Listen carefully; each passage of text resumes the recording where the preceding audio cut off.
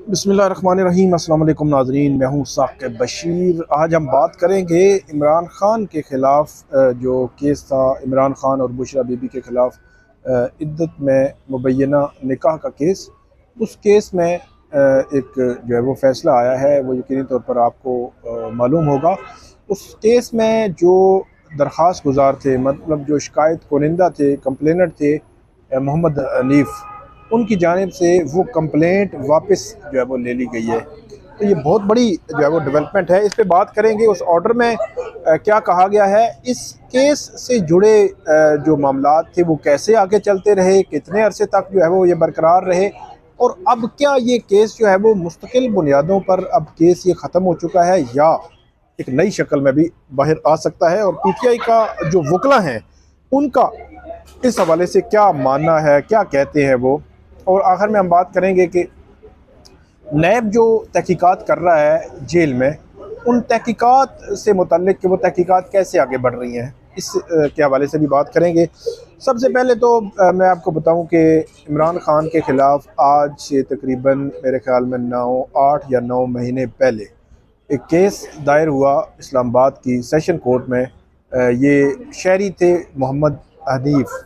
वो मुफ्ती सईद जो इस बुशरा बीबी और इमरान ख़ान के दरमियान जो निकाह हुआ था, उसके निकाह ख़ान जो थे वो थे इसमें जो मुफ्ती सईद। तो मुफ्ती सईद के ये दोस्त बताते हैं, मोहम्मद हनीफ़ जो है अपने आप को मुफ्ती सईद का दोस्त बताते हैं, और उन्होंने जो तारुफ अपना लिखा हुआ था वो एक मजहबी स्कॉलर के, और प्रोमिनेंट मजहबी स्कॉलर उन्होंने अपने आप को लिखा हुआ था कि वो इस हवाले से तालीम रखते हैं।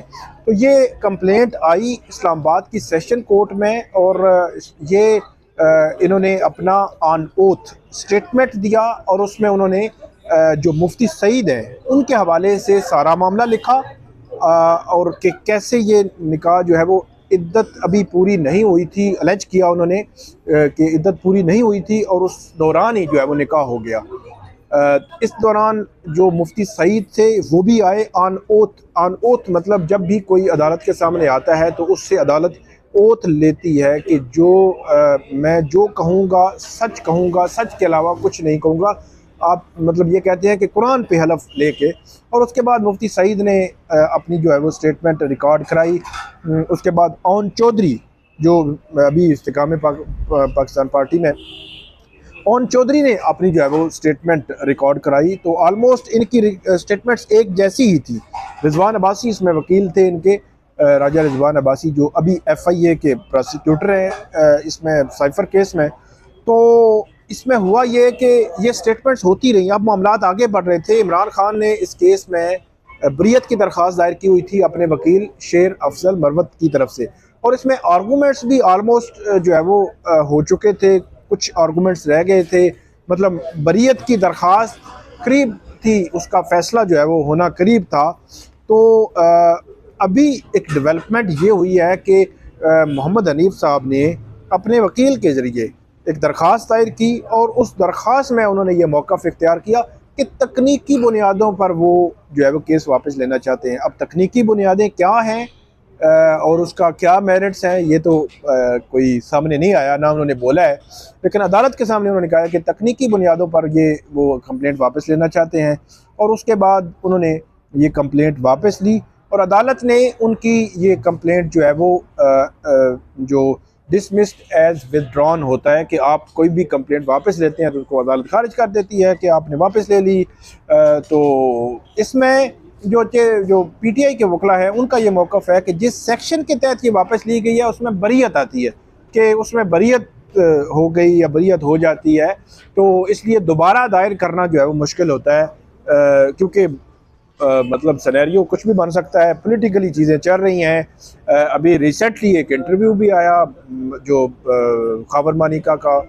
तो ये एक मतलब एक राय है, मतलब एक चीज़ चल रही है, और कुछ ज़राए कहते हैं कि इस किस्म का सिनेरियो बन सकता है कि आइंदा आने वाले दिनों में कोई कंप्लेंट जो है वो फाइल हो सकती है किसी मतलब रेलिवेंट पर्सन की तरफ से। अब वो रेलिवेंट किस तरह होगा, वो अपने आप को किस तरह रेलिवेंट साबित करेंगे, अदालत उस कंप्लेंट को कैसे देखती है, अदालत कैसे आगे चलाती है, अदालत क्या करती है, ये अभी उसी वक्त हमें पता चलेगा। लेकिन इस वक्त तक ये जो केस है, इद्दत में निकाह का केस बुशरा बीबी और इमरान खान के ख़िलाफ़ ख़त्म हो चुका है। आगे क्या होगा, मुमकिन सूरत हाल मैंने आपके सामने रख दी। अब जब कोई ऐसी सिचुएशन हुई, कोई ख़बर हुई, तो वो आपको हम जब वो बता देंगे। एक ये हो गया मामला। दूसरा, इमरान खान के ख़िलाफ़ 190 मिलियन पाउंड केस और तोशा खाना जो नैब केस है, इन दोनों में बुशरा बीबी की ज़मानत है और 190 मिलियन पाउंड में नैब जो है वो तहकीकात कर रहा है। पिछली वीडियो में मैंने आपको बताया था कि इसमें नैब का मौक़िफ़ जो है वो सिंपली ये है कि नैब इसको आगे लेके चल रहा है और 4 रोज़ा रिमांड भी है। तो हमारे ज़राए ये बताते हैं कि नैब की टीमें वहाँ पे होती हैं 24 घंटे। तहकीकात के हवाले से जो मशरक बैंक का मामला है वो भी आगे हम आपको किसी वीडियो में तफसील के साथ बताएंगे कि उसकी वजह से नैब काफ़ी परेशान भी है कि उसने तहकीकात या वो मामला जो है वो उसका रुख मोड़ दिया है।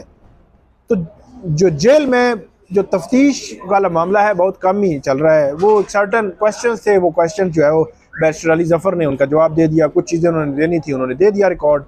तो उसमें बहुत बड़ी कोई चीज़ नहीं है, लेकिन नैब की टीम बहरहाल वहाँ पे मौजूद होती है।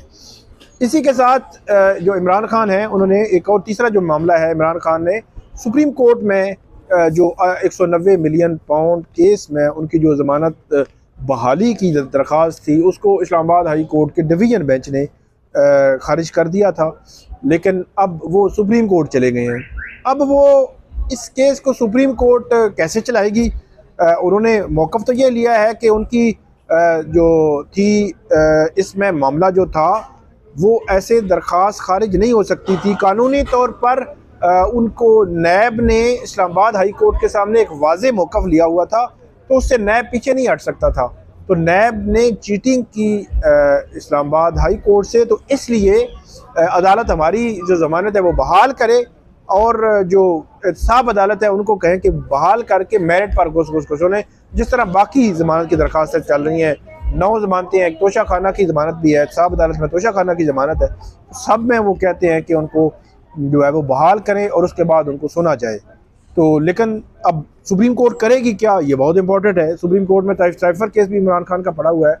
तो ये आज की डेवलपमेंट है। एक तो इद्दत में निकाह का केस और उसके अलावा आगे क्या हो सकता है, नैब कैसी तहकीकात कर रहा है जो अडियाला जेल में, और जो सुप्रीम कोर्ट मामला पहुंचा है उसमें मुतवक्को तौर पर क्या हो सकता है। तो ये थी आज की हमारी अपडेट। उम्मीद है आपको ये अपडेट्स जो है वो पसंद आएंगी। इस पे आप हमें फ़ीडबैक ज़रूर दें, बल्कि आप जो है वो कमेंट्स ज़रूर करें फ़ीडबैक के साथ साथ, ताकि आपके कमेंट्स से बहुत सारी चीज़ें जो है वो हमें क्लियर होती हैं। बहुत शुक्रिया।